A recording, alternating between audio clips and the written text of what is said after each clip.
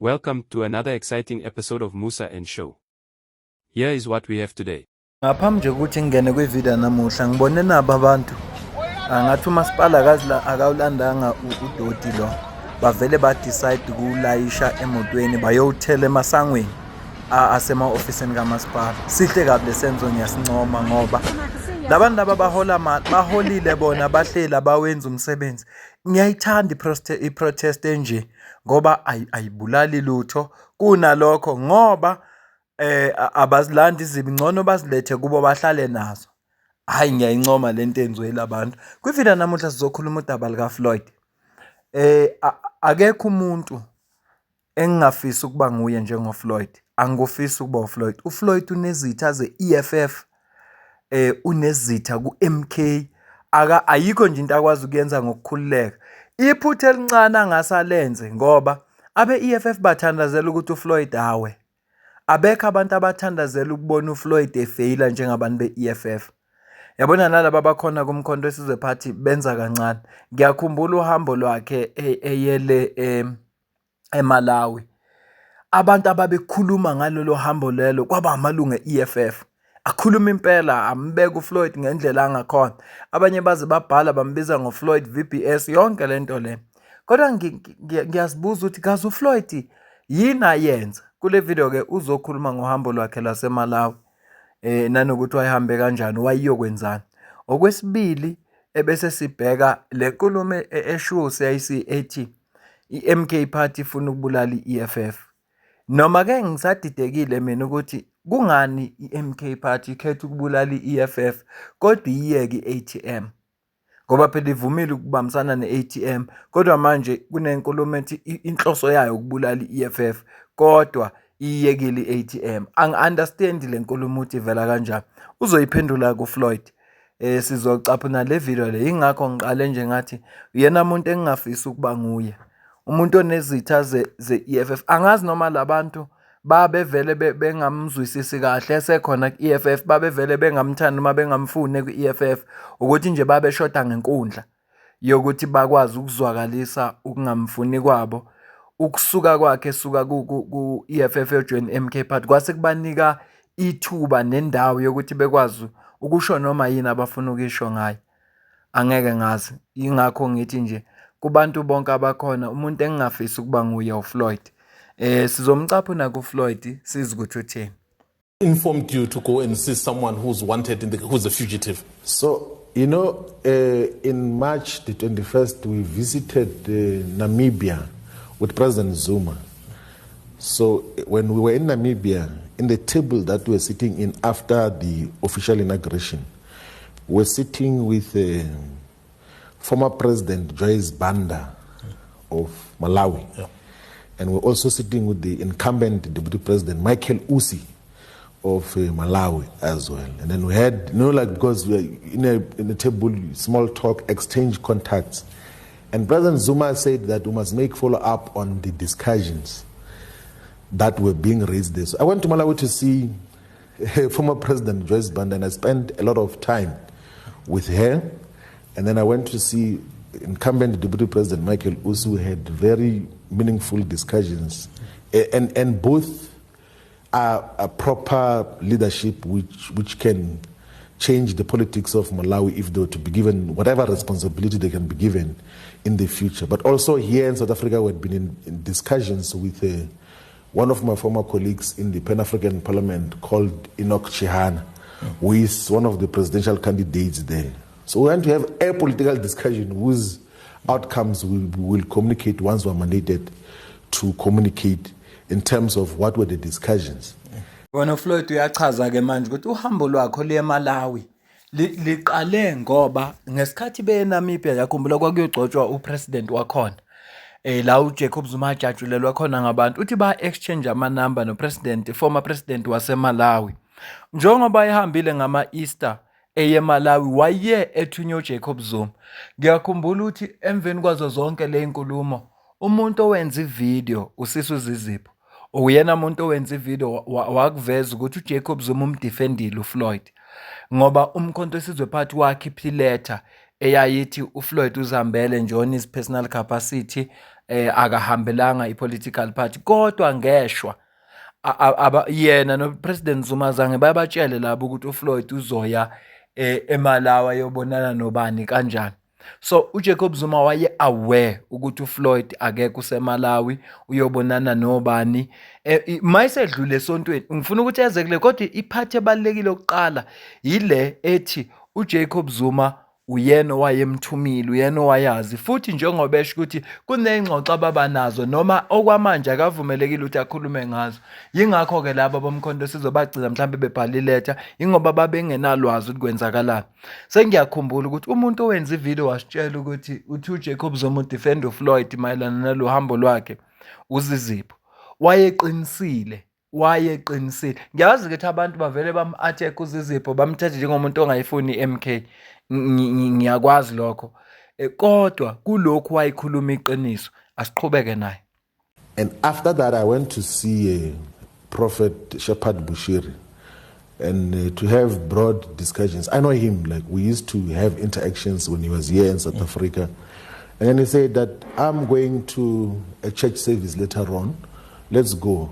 Where am I to could refuse to go into church? Like I've been to so many churches. I've been to the Nazareth Baptist Church. I've been to so many churches in South Africa. And what I was even interested about is that during my visit there in the Easter period, there were more than 5,000 South Africans were in Malawi to go to the church specifically, not for a political program that I was there for. More than 5,000 South Africans that were there to visit the church. I'm not a law enforcement agency. And as far as I'm concerned, there are no issues. There is no directive in Malawi. The church of Shepard Bushiri is protected by the Malawian state. His households are protected by the Malawian state in terms of what happens. He plays a huge role in terms of development of Malawi, in proper investments that are happening there. And appreciated by the people of Malawi. Yeah. I went to the church because who am I to refuse to go to the church? I had to go to the church, and I didn't speak anything at the church. I just attended to listen to the sermon. But the optics, Mr. Shivambu, you are a leader of the official opposition in South Africa. Yes. And this individual is a fugitive from law in South Africa. So those optics... and on top of it, your party issues a statement dissociating itself. Yeah, I think the unfortunate statement was out of the misunderstanding as well of what got to transpire in terms of the visit itself. And I'm not a law enforcement agency, one, but two, factually, there is no court ruling in Malawi which South Africa has been pursuing to declare or characterize Bushiri as a fugitive. If there was such, the Malawian government was going to hand him over. But I'm saying to you now that if anything, the Malawian state is protecting him like in terms of his own security, in terms of what gets to happen. And if the South African government wants to pursue him, they know what processes they must follow, they must deal with and everything else there. By the way, I can go to any church, even of convicted criminals. Like whichever church I want to go to, I can go to any religious institution as long as I believe that is a correct thing to do and everything else there. Like I'm not the only person who does that. I say to you now, that there were more than 5,000 South Africans who were registered to participate. But they're not the Secretary General of MK. Yeah, they're not Secretary General of the MK, but I have the permissibility to go to any religious institutions. I, by the way, don't know what criminal offenses the other people whose churches have visited have committed in the past or have got to participate in. But I went to Malawi for a political program which was mandated and was very impactful in terms of the Pan-Africanist program and agenda which Mkhonto Sizwe is in pursuit of uniting Pan-Africanist and progressive forces all over the world and in the continent in particular. And Malawi is of particular interest because in the struggle against apartheid, Malawi associated with the apartheid government under Hastings Banda, the president there. They openly supported apartheid. They had full economic cooperation with apartheid. And we can't have a Malawi that is not part of Pan-Africanism, of a Pan-African developmental project. So the politics of Malawi must be contested and guided from that point of view. So that is what we're busy with in Malawi. I thought I must clarify this because people thought that I was in a religious pilgrimage. I was not in a religious pilgrimage. I was in a political. Sesizwile-ke inkulumo ka-SG womkhonto wesizwe phathe echaza ukuthi noma yena wayehambele uhambo lwakhe lezepolitiki kodwa njengoba uBushiri kuwumuntu vela ayinobudlelwane naye ngake ngasifaka isithombe sakhe beno-CIC bowu-2 uBushiri phakathi nendawo umuntu vela abemazi anobudlelwane naye wabe sedlula kuye babonana futhi baxoxa a meaningful conversation.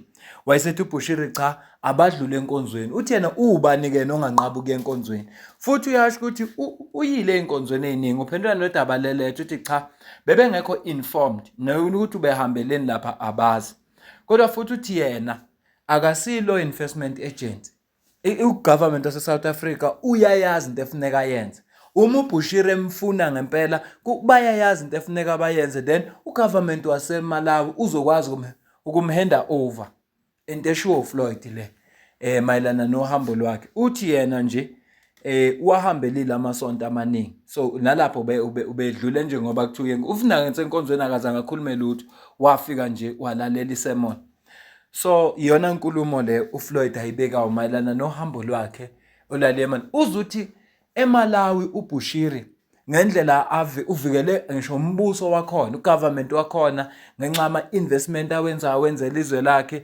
no-create imisebenzi nezinto azenzayo nje khona ezweni lakubo manje-ke akusumuntu okungathiwa abamazi ukuthi kuphi uma bemfuna bangamthola nje bayakwazi ukufuneka bakwenze so if loo nto ikhona kodwa nje yena ukwazi kakhe akafika ufika wangabona lutho siyaqhubeka-ke sidlulela phambili sesingena nodabeni lelu oluthi umkhonto wesizwe phathi inhloso yawo ukubulala i-EFF ngicela uzwe la.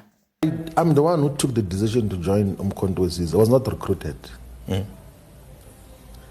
I went to join Umkhonto Wesizwe. I approached Umkhonto Wesizwe to say I want to join and become an ordinary member. Because I thought that as an ordinary member I can contribute in the growth of the organization and be led as well. You know, the unfortunate reality or fortunate, I don't know, is that since I was age 21, I've always been at national leadership level from the SASCO, Young Communist League, ANC Youth League, EFF as a deputy president for 10 years.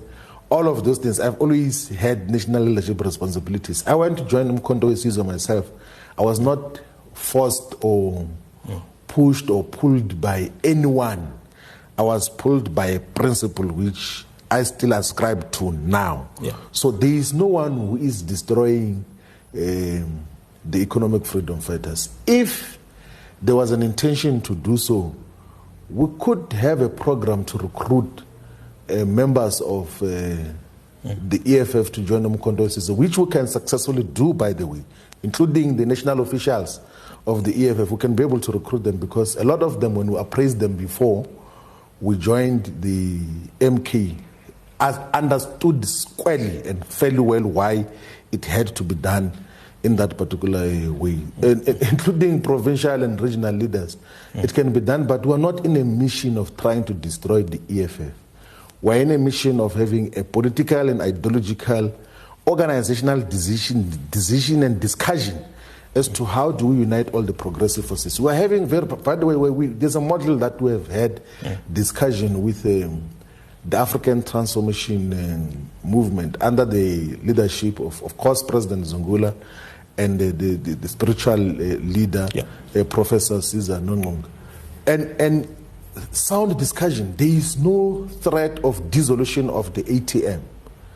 And the ATM doesn't feel threatened, none whatsoever, by the MK. Joint rallies, joint programs. Actually, the membership on the ground even got to print a T-shirt which has got ATM logo this side and MK logo on the other side. So that is basically what we're busy with of unification on an agenda of all the progressive forces. There is no intention, none whatsoever, to dissolve and liquidate any of the organizations that should form part of the progressive bloc. Njengoba umuzwa ke uSG womkhonto wesizwe party echaza ukuthi yena wasukela yena wayojoin umkhonto wesizwe party aka recruitanga ngoba efuna ukuba iordinary member futhi azi ukuthi enenkolelo ukuthi as an ordinary member angacontribute kumkhonto wesizwe party. Uthi akazi noma inhlanhla noma ibhadi kodwa selokhu kusuka nje eneminyaka u21 since eku leadership, national leadership nje kuma political parties ahlukene. Ubalile kusuka ku caucus, ANC Youth League, EFF, u deputy president for 10 years njengoba manje uSG. So uyabala uthi kodwa akunanhloso abanayo bona yokuthi ba destroy EFF. Uthi kodwa uma ngabe kungathiwa kune mission yokuthi ba destroy EFF bangakwenza lokho futhi bengakwenza kube successful. Even the leadership ye EFF bangayiphesiwa ivume ukuthi izojoina bona ukube benenhloso. Ukhona ke umuntu obhalile ngalolu daba lapha ku X eyaziwa ngeTwitter ngalolu daba ngicanga ukuthi ngizofaka i-screenshot sakhe la wa responda ke uCIC my responda le message yalo muntu loyo cela ubone la nansi ke post ebebhaliwe baquote amazwi ashiwo uFloyd Shivambu ethi akekho umuntu odestroya economic freedom fighters. Uthi ube bekunenhloso okwenza njalo ngabe baba neprogram yokurecruita ama-members omkhonto wesizwe EFF ukuze ajoin umkhonto wesizwe party futhi lokho uthi babezokwenza ngempumelelo okubalwa kwenama-national officials e-EFF. Waseyaresponda ke uJulius Malema CIC kuyo le post what he's talking rubbish responda le message eshiwo uFloyd. Yona nje into ebengithanga ku-update kuyo mayelana nalolu daba lolukhulunywa ngoba ngempela uCIC akalukhulumanga kanye khulumele uma platform ehlukene wathi MK party inhloso yayo ukubulala iEFF kodwa nje umzwile nje uFloyd ethi enganinayo iATM baba bamsayine naye ayizange izibulawe futhi kunalokho ama-member aze aprint ama-t-shirt anelogo ye-ATM ngapha ilogo yomkhonto wesizwe ngapha ngoba kuyasetshenziswana bahamba ama-rally bonke so ngeke ke bangabulali i-ATM bese babulali i-EFF uthi ayikho into enjalo kodwa ke ngokusho kuka CIC uthi uFloyd ukhuluma rubbish. Njoba ngishele ekuqaleni ngathi abekho abantu abathandazela ukuwa kaFloyd njenge-EFF amalungu e-EFF ngiyasola mina ngiyacabangela awakazi amthanda uFloyd esese ku EFF. Ngiyakuzwisisa mina kaJulius ngiyakuzwisisa ukungaphatheki kahle kaJulius ngokuhamba kaFloyd ngenxa yobudlelwane ababenayo. Ngiyakuzwisisa mina ukuphatheka kabi kaJulius kodwa kwama-member ayikho engakuzwisisi noma benza lento ukuthi uJulius mayekuzondile bavele bakuzonde nje nabo. Angi-understand ngoba uma ungambuza okay wena nibangani ke ngeke umuntu wakhona kuphendula. Ngicela ukuyibamba ke le video la kodwa ngiyafisa ukuzwa ukuphawula kwakho mayelana nalolu daba ngizwe wena uthi ngesingawe ubona kanjani mayelana nodaba lonke ikakhulukazi udaba lobelithinta uFloyd eMalawi. Kunephuzu alishela libalekile wathi yena akasi law enforcement agent. Ama-law enforcement agent la eSouth Africa ayayazi into efuneka yenze uma ifuna uBushiri. So awayenze futhi akubalile la ukuthi bekuna 5,000 members ebebesuka la eSouth Africa beyosonta noBushiri le 5,000 members ebebeyele eMalawi ngogudi. Ngiyacela ukuzophawula kwakho ngale kwalokho mina nawe sidibane kwivideo elandelayo. Ngiyabonga.